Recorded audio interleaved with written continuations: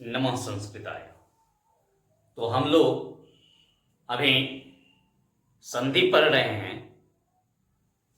और पूर्व में भी मैंने बताया है कि चाहे उच्चारण की दृष्टिकोण से हो या अर्थ की दृष्टिकोण से हो, व्याकरण शास्त्र में संधि का बहुत बड़ा महत्व है। अगर हम संधि को नहीं जानते हैं तो ना तो हम साहित्य का आनंद ले सकते हैं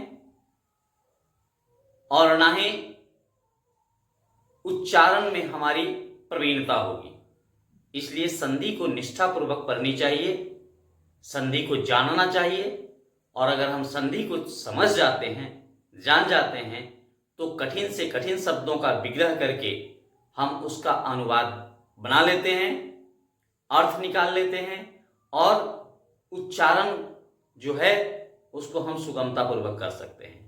तो उसी क्रम में हल संधि का सूत्र हमारा जो है आज हम पढ़ेंगे मु अनुस्वारम। एक सूत्र है हमारा मु अनुस्वारम। मु अनुस्वारः, मु अनुस्वारः, यह सूत्र है हल संधि का। इसमें है कि मो के बाद, मो के बाद, मो के बाद अंतस्थ, अंतस्थ, अंतस्थ का मतलब होता है य व र ल, अंतस्थ या उष्ण या उष्ण वर्ण। उष्ण वर्ण का मतलब होता है तालव्य श, मूर्धन्य श, दंती श और ह। तो म के बाद अंतस्थ या उष्ण वर्ण आता है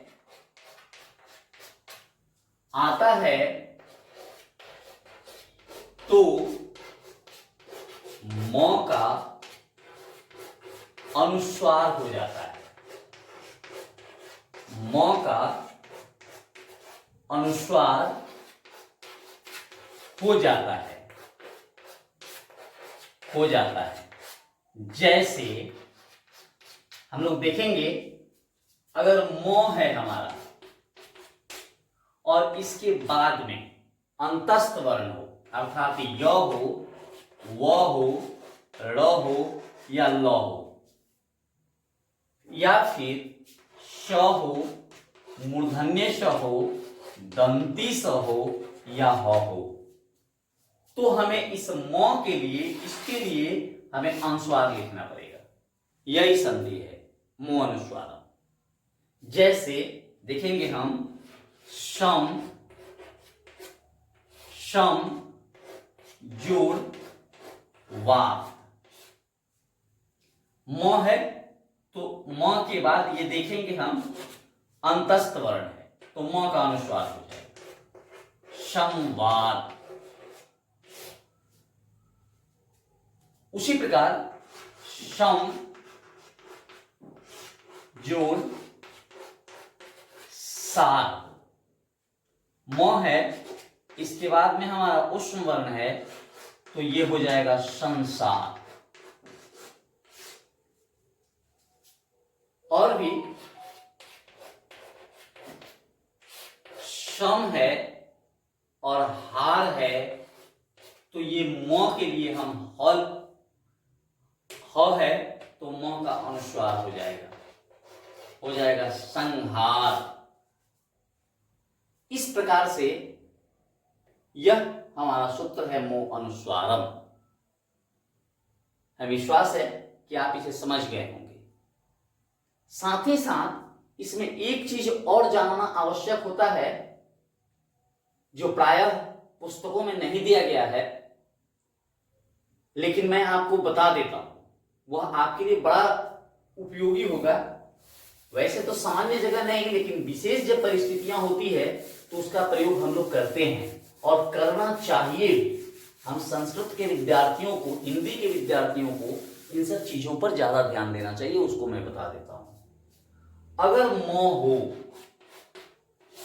और इसके बाद हल वर्ण हो तो म के लिए अनुस्वार लिखना चाहिए, लेकिन अगर म के बाद अच वर्ण हो तो हमें म हलंत लिखना चाहिए। जैसे मैं यहां बताता हूं, अयम अयम बालकः बालकः अस्ति। यह बालक है, यहां देखिए यह हल वर्ण है यानी व्यंजन वर्ण है, तो मैंने यहां अनुस्वार दिया। लेकिन यही हो जाए कि इदम पुस्तकम पुस्तकम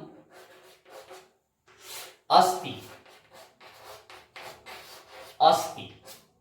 देखिए यहां है हल तो मैंने अनुस्वार दिया, लेकिन यहां अच है तो मैंने हलंत दिया। तो यह भी हमको समझना चाहिए और यह मो अनुस्वारम सूत्र में ही आता है। संधि के सभी पुस्तकों में ऐसा वर्णन नहीं है, लेकिन हम लोग जब पढ़ते थे तो गुरुजी ने ऐसा बताया था कि जब भी म का प्रयोग हो तो हल वर्ण से पहले अनुस्वार का प्रयोग करना है और अच वर्ण से पहले हमें हलंत का प्रयोग करना है। तो यह मो अनुस्वारम सूत्र के अंतर्गत आता है। तो इसको हम लोगों ने समझ लिया होगा।